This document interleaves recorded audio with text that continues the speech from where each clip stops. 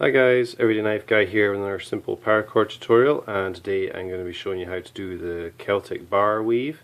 And it's quite useful for all sorts of applications. You can make bracelets, lanyards, key fobs, and just decorative braid out of this. It's quite a cool and quite an easy one to do once you get the hang of it, and it's quite enjoyable if you do this sort of thing for relaxation. It's a fun one to do, so just thought I'd show you that. I have here about 6 feet of 550 paracord.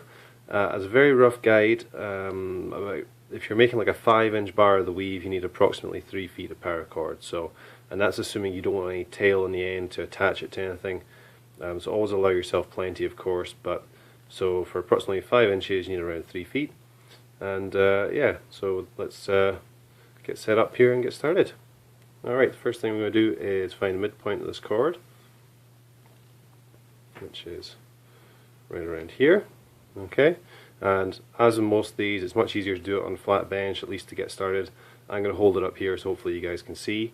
So you're just going to hold with the midpoint of your cord here, like so, and then we're going to bring the right side up to there. Grab that.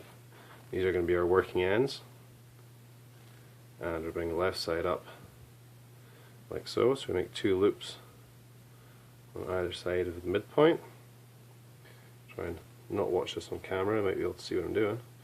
And so the key here is the loops that you've just made, these parts are basically going to be the length of the bar we're making. So in this case we're making something around about 5 inches, slightly longer maybe. And you want these loops to be nice and even in length if possible. So that's going to make things look much better when you get down to the end. So we have our 2 working ends here, nice and straight. Let's move those to the sides.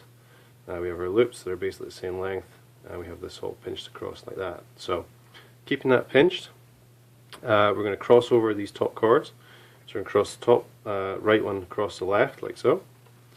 Okay, I'll hold this up a little bit more, sorry about that. And I'm actually just going to pause this and just clean the lens of the camera. I think it's a little bit dirty. Be right back. Okay guys, sorry about that. Here we are back again.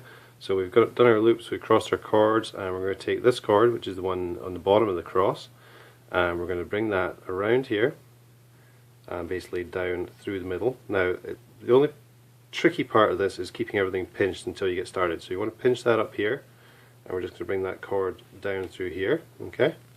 And then this one, which is over the top of the cross, we're going to take behind this left loop.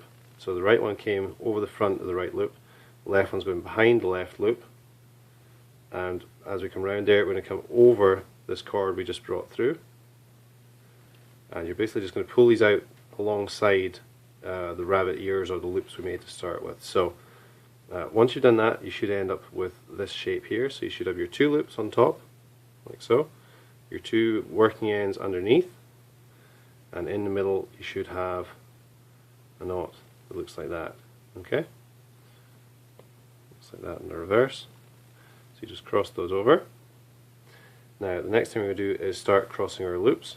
So pinch the whole thing at the top, it makes it easiest I find, and you're going to take your right hand loop and you're going to bring that over your working end, okay, and just pinch it down on top. This does get easier once we get into it, I promise. Take your left loop, and that's going to come under your left working end, and it's going to come over the top of the right hand loop. Okay, you're just going to cross those over in the middle. So already you should see, if you keep everything pinched here, so you should see the pattern or the Celtic weave starting to form. You should have your loop and your working end should now be above it on that side, and above this one on this side, and your left loop should be crossing over your right hand one. Okay, get me close up on that.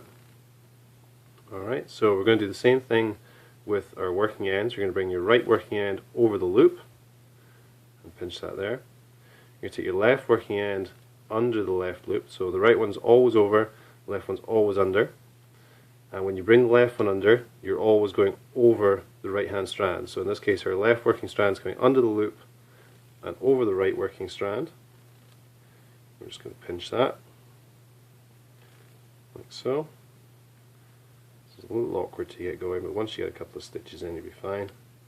And then we'll go back to doing the loops, because the loops are now on top, so you're always working with whichever piece is on top on each side. So we always start from the right, you take your loop, cross that over your right working strand, pinch it, left one always goes under left working strand, and it always comes over the right part. Okay, so left loop over the right loop again. Straighten this up. Now you can actually relax a little bit at this point because you have it kind of started, and you can basically just hold the whole thing by pinching it down here. So then we're back to we're using the top part, which is the working strand, over the right loop, left strand under the left loop, and over the right strand. Okay, just keep pulling these out so you don't get tangled up. So you're alternating between your working strand and your loop, and you just weave back and forth, right loop over the right strand. Now as you bring these over, it's worth noting you're trying to keep the cords, you're not twisting the loop or anything, you're just keeping them flowing through as two. You can see top, bottom, they stay the same side the whole way through, so you don't want to be twisting your loops over or anything like that. So we've brought our right loop over, left loop's going under the strand and over the right loop, and right working strand over the right loop, left one under the left loop and over the right strand. I hope this is clear enough, guys. It's a little bit tricky to show on camera because there's a lot going on here to keep a hold of. I'll show this one nice and close up. So at this point here, oops, try and get everything nice and even so I can show you. So we have our strands crossing, we have our loops to either side like so. So we're ready to start our new weave. So right loop over the right strand, left loop under the left strand.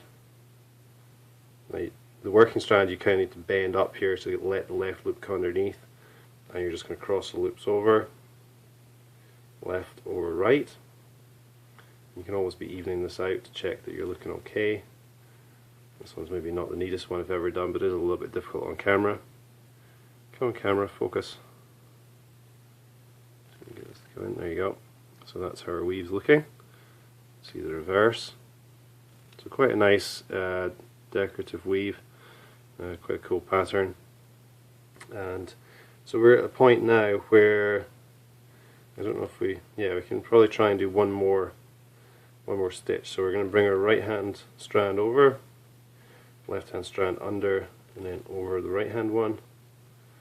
And we're now at a point where we need to finish this off because we only have this little bit of loop left. We don't have enough to do much else. So let me just straighten these out a bit.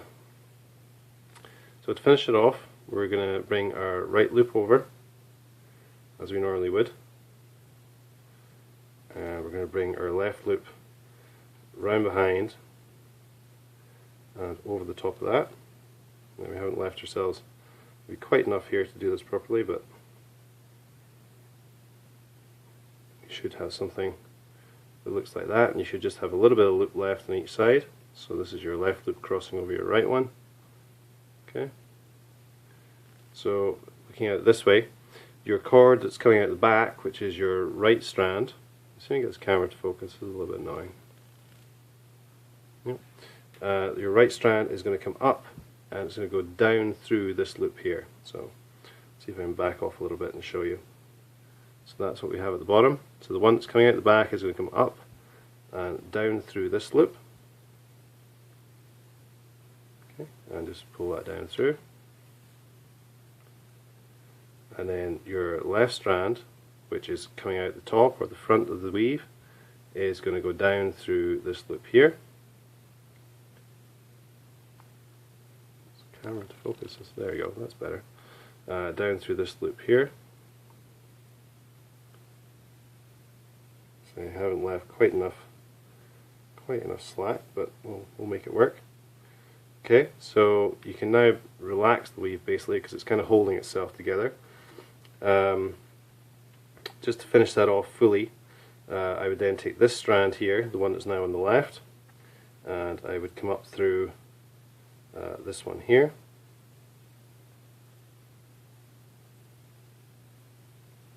Okay. and I would probably take this one here, the right strand, and come down through this loop at the bottom on this side, just to make sure this isn't going to unravel in any way. That's how I like to finish it off. Gives you a nice kind of flat end on it there, and there you have it. There's your Celtic Bar Weave. Straighten that out a little bit, and then you can work with it a little bit afterwards and tease it out and just rearrange things a little bit until you get nice and even looking. But that's the basic weave, and you can see there. Show you that. And yeah, and then you can use these tails here to attach this to whatever you want. Or you can, if you're using like a shackle for a bracelet, you can feed one part through there, then attach your other end on here however you want using your tails, and make a bracelet out of it. So there you go guys, that's Celtic Bar Weave. If you get stuck or have any questions or feedback, please let me know in the comments. Always happy to help. Thanks for watching, and I'll see you in the next video.